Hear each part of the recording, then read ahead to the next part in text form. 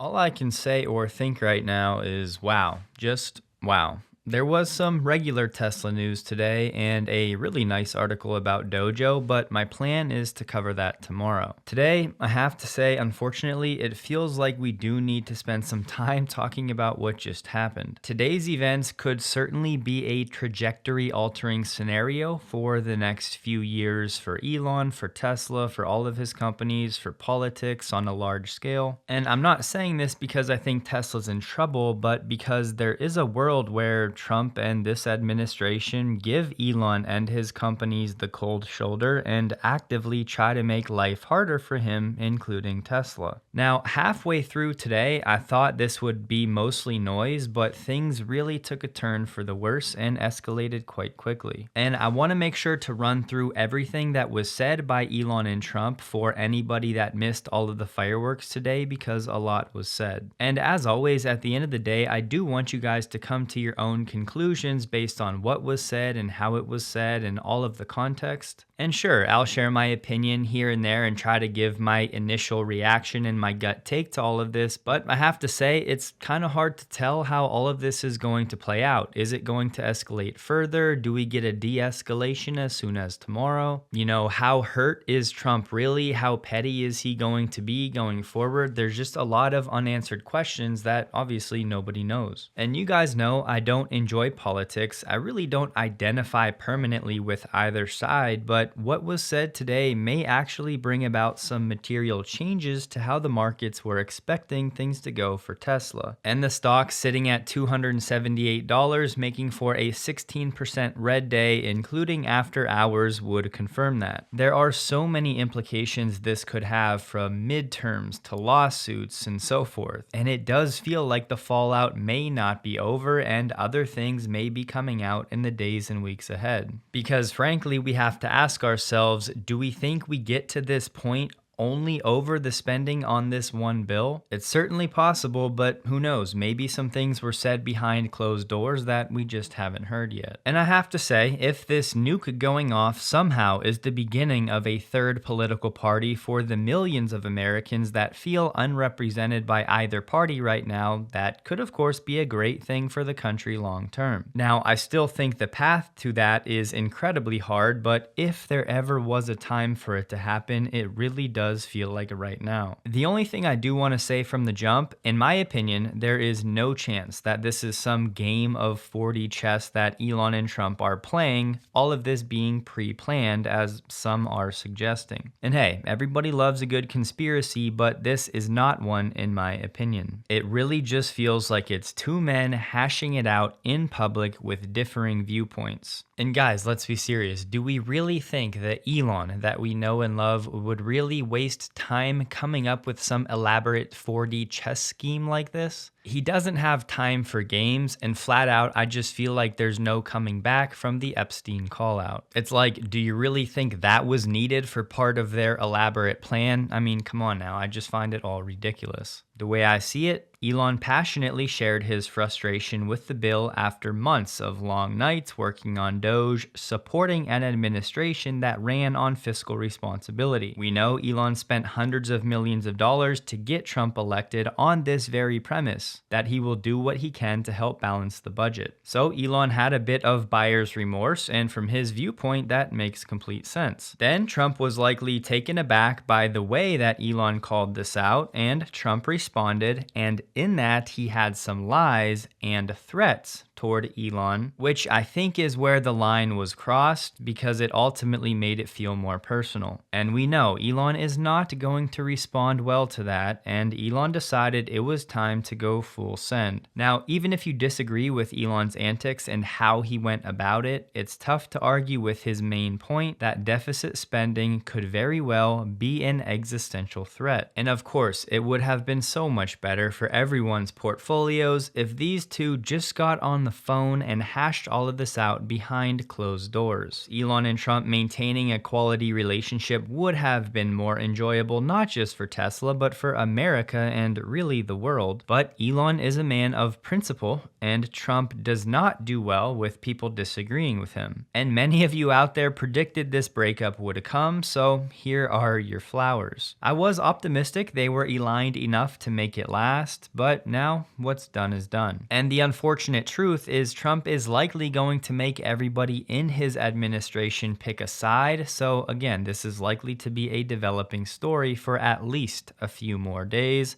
likely longer. I'm guessing many people are coming into this episode with very strong opinions, so I do want to start by sharing this from Jose at Tesla. For those that don't know, specifically he works on software at Tesla. He said, "The noise will pass. The work we're doing at Tesla will not. While the world debates, we build." So whatever happens in the next few months and beyond, just come back to this sentiment anytime you need to. Because look, as crazy as today got, I still stand by what I said earlier. No matter what the government does from a regulatory standpoint, from how they treat Elon and Tesla, it's always only going to be a headwind, not something that destroys the future of the company. I'm confident Tesla will navigate the situation however it plays out, and again, unless they're directly targeted, which would be very hard to do without legal pushback from Elon and his lawyers, then that means whatever the policies are going to affect all auto companies, all humanoid companies, etc. And under that umbrella, we know that Tesla is by far going to be the best positioned to handle however it plays out. So let's get into what was said this afternoon. Elon said, whatever, keep the EV solar incentive cuts in the bill, even though no oil and gas subsidies are touched. Very unfair, but ditch the mountain of disgusting pork in the bill. Either you get a big and ugly bill or a slim and beautiful bill. Trump said that he would have won Pennsylvania regardless of Elon, and that he was very disappointed with Elon. Replying to that, Elon said, "Without me, Trump would have lost the election. The Dems would control the House and the Republicans would be 51-49 in the Senate. Such ingratitude."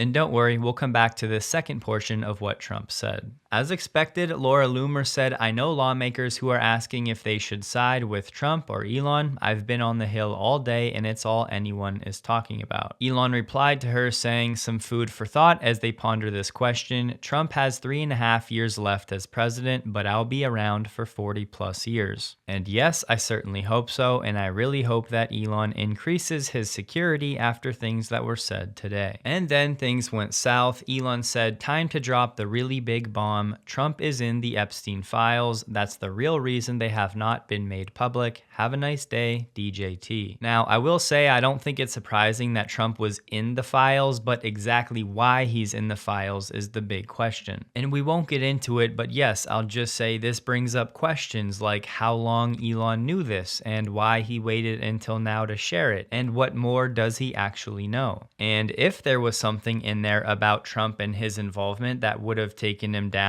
don't we think that someone on the left would have already released that? And at this point, I want to make it clear, if you're thinking this has nothing to do with Tesla, I don't want to talk about all of this. Look, I get it. I don't want to either. But if you can't see how this all could have massive implications on the next few months for Tesla, then I just think you're not understanding the weight and severity of what was said, and most importantly, how the markets are going to price all of this new uncertainty in. Because if we know anything for sure, it's that after today, we're all going to have a lot more questions than answers. Elon replied to himself saying, "Mark this post for the future, the truth will come out." Elon said the Trump tariffs will cause a recession in the second half of this year. Then we have Donald Trump saying this on Truth Social: "Elon was wearing thin. I asked him to leave. I took away his EV mandate that forced everyone to buy electric cars that nobody else wanted, that he knew for months I was going to do, and he just went crazy." Elon quote posted saying, "Such an obvious lie, so sad." We'll come back to this, but I want to keep moving. Also on Truth Social, April, Trump said the easiest way to save money in our budget, billions and billions of dollars, is to terminate Elon's governmental subsidies and contracts. I was always surprised that Biden did not do it. Quote, posting that, Elon said, in light of the president's statement about cancellation of my government contracts, SpaceX will begin decommissioning its Dragon spacecraft immediately.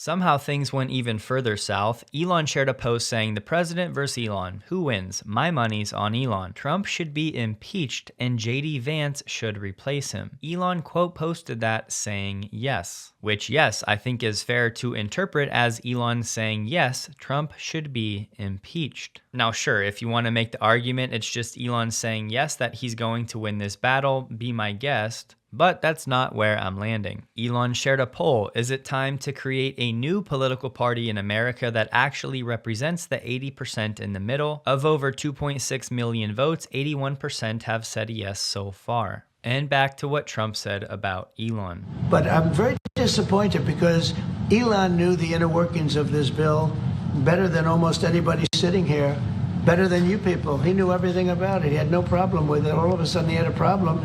And he only developed the problem when he found out that we're going to have to cut the EV mandate, because that's billions and billions of dollars. And it really is unfair. We want to have cars of all types. Electric, we want to have electric, but we want to have a gasoline, combustion. We want to have different. We want to have hybrids. We want to have all. We want to be able to sell everything. And when that was cut, and Congress wanted to cut it, he became a little bit different. And I can understand that. But he knew every aspect of this bill. He knew it better than almost anybody. And he never had a problem until right after he left. Well, Elon flat out denied that, saying false. This bill was never shown to me even once and was passed in the dead of night so fast that almost no one in Congress could even read it. Look, Elon and I had a great relationship. I don't know if we will anymore. I was surprised. I won't read the whole post, but Trump also said on Truth Social, I don't mind Elon turning against me, but he should have done so months ago. This is one of the greatest bills ever presented to Congress. I do like deciphering the sentiment after things like this. Not Jerome Powell said who's right. 76% of 1.1 million votes voted for Elon. David Friedberg, who I have great respect for, said China just won. And hopefully wherever you fall politically, you can pause and laugh a bit at this one. Greg posted, Tesla owners are scrambling to remove their anti-Elon stickers from their car now that he's feuding with Trump. So hopefully a little humor to break all of this up. And to take a breather, look, relationships are going to be fractured. Some come and some go, but hopefully it helps us to be thankful for the ones that stay. And on that point, as I get older, I tend to appreciate everything my parents sacrificed for my sister and I more and more. With Father's Day right around the corner, this year I decided to give my dad some gifts from Exter, the sponsor of this video. I've now been using the same Exter wallet for almost 3 years. He also told me a story about how he lost his wallet in Florida and was panicked for half a day before he found it. And immediately I knew he needed an Exter wallet that had tracking capabilities. Whether you use an Apple AirTag like I do or Exter's custom Finder card, the days of losing your wallet should be over in 2025. The first thing my dad said when he started transferring his stuff to the Exter wallet was how awesome the card fan feature is. He said he always struggled to get the right card out of his old wallet, and I could tell he was pumped to have that Exter feature. And remember, Exter has all kinds of other accessories and bags and cases, many of which I have and am still using. They make great, high-quality, smart products that last. So if you want to grab something for yourself or someone else, right now for Father's Day, you can get up to 40% off until June 26th, plus an extra 10% off at checkout with my code Electrified. My link, partner.exter.com/Dylan Loomis, is linked below. I do want to say, I think Trump lying about why Elon is upset is really the thing that broke the camel's back. I mean, anybody that pays attention at all has known that Elon really hasn't wavered on EV subsidies. He's argued they should be removed now for a long time, as long as all incentives for oil and gas are also taken away. So that was kind of a low blow mischaracterization of Elon's true stance. And of course, you have plenty of outlets already running with those headlines, just arguing that Elon's acting childish because he's upset his subsidies went away, which is just bogus. Literally from day one, Elon's stance has been to eliminate all subsidies and balance the budget. It's not complicated. But for the implications and the impact of this, first of all, I think it's okay to just say nobody knows how this is all going to play out. In a world of instant reactions, I will oblige and share my thoughts, but clearly unexpected things happen, and the truth is this could keep going further south.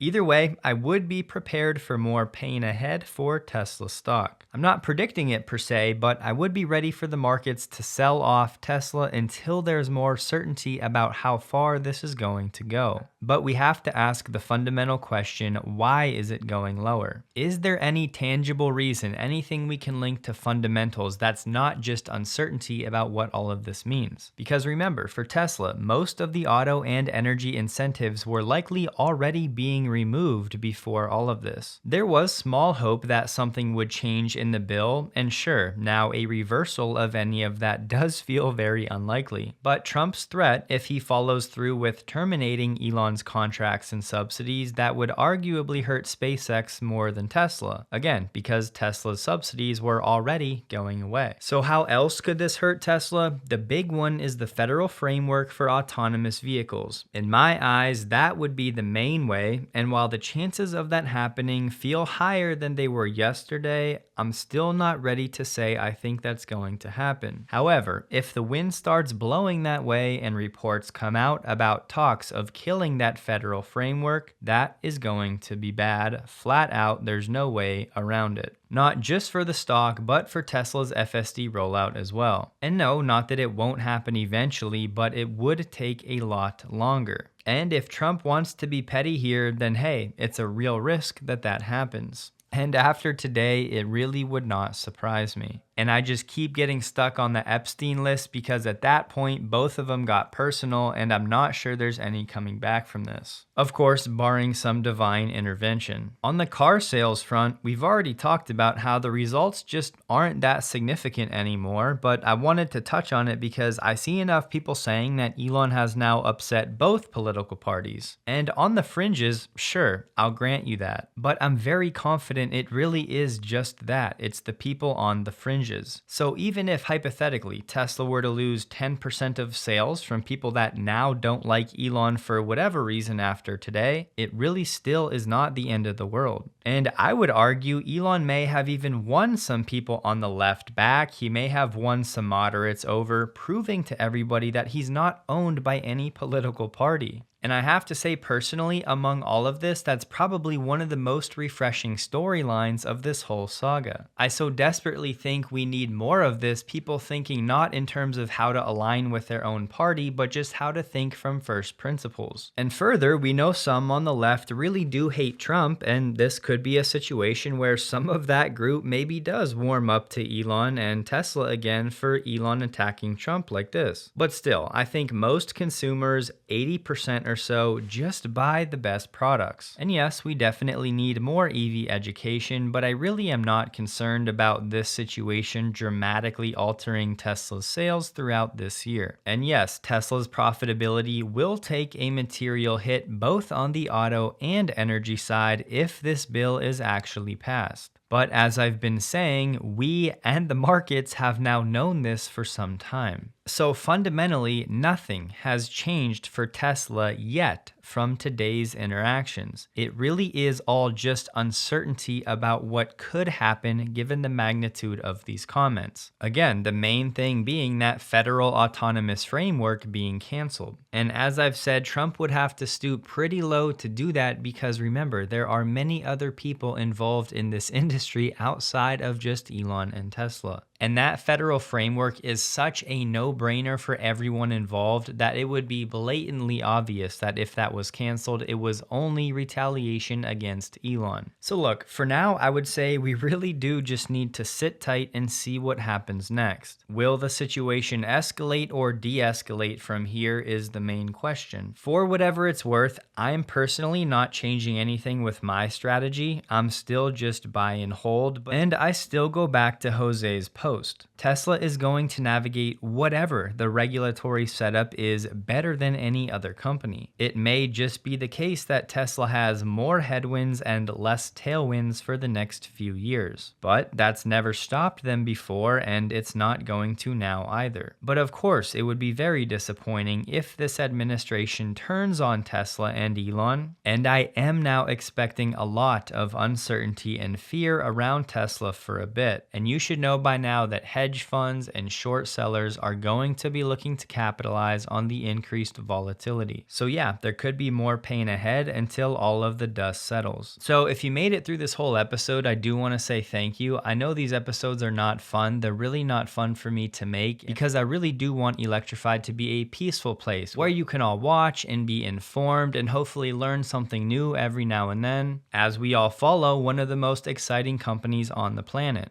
And I hope you can understand, I'm not going to shy away from reporting on what's going on when Tesla's down 15% and the NDX was only down 0.8%. Obviously, this is a big day for Tesla. It turns out this was the biggest one-day drop in terms of Tesla's market cap ever. So yes, I need to make sure that everybody stays informed with what's going on. And as always, you can all draw your own conclusions and decide what you should do. And I really am hoping that tomorrow is calm because the plan is to get into that more specific Tesla news that came out today, as there are some really exciting things happening there. But I didn't want to rush that, and it just didn't feel right rushing through this saga today. So hopefully you can understand why I felt this episode needed to happen, even though I know I'm going to upset a fair amount of people. And on a lighter note, before you go, don't forget to check out Extra linked below to take advantage of those deals. Use my code Electrified, and it could be a nice way to reach out to people in your life you have a relationship with, showing them that you're grateful for it. And look, as I end recording, Tesla stock is now up 1.5% in after hours trading. Hope you all have a wonderful day. Please like the video. If you did, you can find me on X linked below, and a huge thank you to all of my Patreon supporters.